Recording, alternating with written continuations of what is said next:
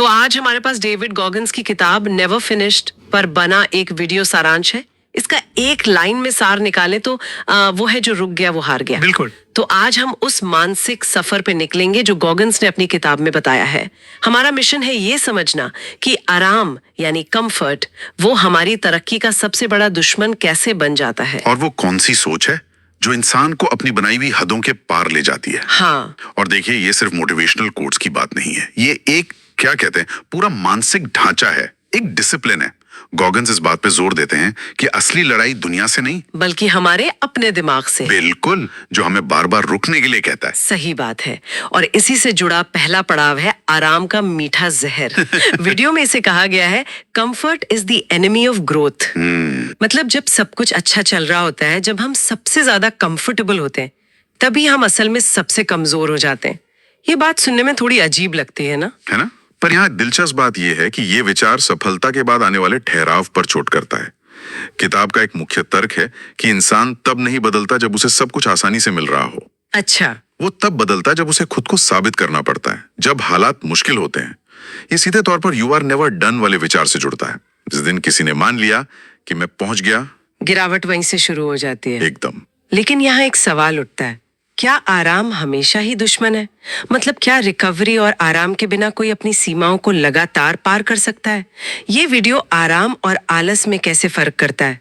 ये बहुत बहुत जरूरी सवाल है। देखिए, गॉगिन्स जिस आराम की बात कर रहे हैं वो आलस या कंप्लेसेंसी है। हाँ। ये वो एहसास है कि अब और कुछ करने की जरूरत नहीं है। समझ गए। जबकि शरीर और दिमाग को ठीक होने के लिए जो आराम चाहिए वो तो ट्रेनिंग का ही एक हिस्सा है। फर्क इरादे का है। हाँ, मतलब एक आराम आपको आगे बढ़ने के लिए तैयार करता है और दूसरा आपको वहीं रोक देता है। बिल्कुल सही। और मुझे जो बात सबसे ज्यादा चौंकाने वाली लगी वो ये है कि हमारा दिमाग ही हमारा सबसे बड़ा धोखेबाज है।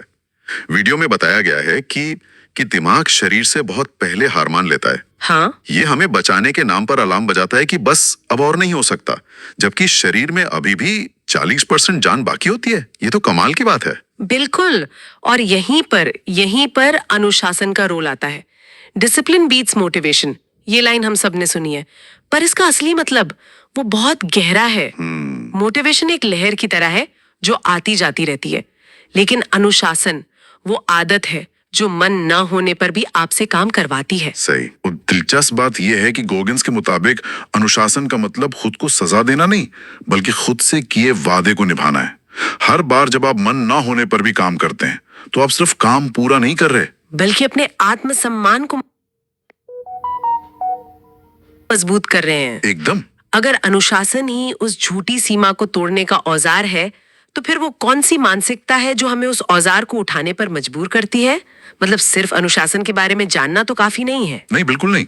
और यहीं पर तीसरा और शायद सबसे जरूरी विचार आता है, hold yourself to a higher standard. यानी खुद के लिए ऊंचे मानक तय करना। हाँ, जब कोई इंसान खुद से ही उम्मीदें इतनी ऊंची रखता है कि उसे किसी और की तारीफ या आलोचना से फर्क ही ना पड़े, तब जाकर असली बदलाव आता है।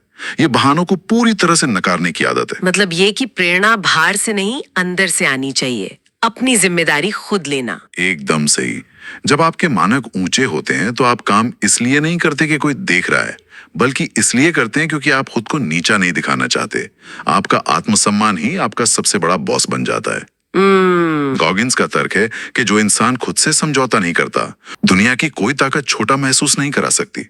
तो ये पूरी सोच एक साइकिल की तरह है। आराम को चुनौती दो, दिमाग की झूठी सीमाओं को अनुशासन से तोड़ो, और ये सब करने के लिए खुद से ऊंची उम्मीदें रखो। तो कुल मिलाकर एक अंतहीन प्रक्रिया है। कभी ये नहीं सोचना कि मंजिल आ गई, क्योंकि मंजिल जैसी कोई चीज है ही नहीं, बस एक लगातार चलने वाला सफर है। हाँ, और ये चर्चा एक बहुत जरूरी सवाल पर हमें छोड़ जाती है। ये किताब और इसका सार हमें बताता है कि दर्द, मुश्किल और संघर्ष ही हमें घड़ते हैं, हमें मजबूत बनाते हैं। तो सोचने वाली बात यह है कि आजकल हम आराम और सहूलियत के पीछे इतना भाग रहे हैं, कहीं हम अनजाने में खुद को मजबूत बनने का मौका ही छीन तो नहीं।